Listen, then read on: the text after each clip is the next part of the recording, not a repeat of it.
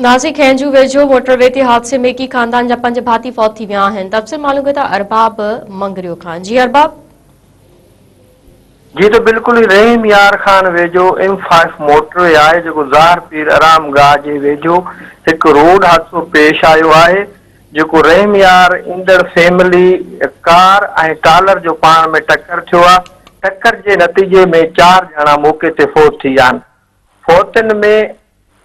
फौतन में आदिल नबी उम्र 27 साल है, गजाला बीबी उम्र 45 साल है, दाऊद उम्र 9 साल है, खालिद उम्र 50 साल है। जेके बाद जख्मी थियान जख्मियन में अरबाज उम्र 28 साल है, इकरा उम्र 26 साल बुधाई पी वही।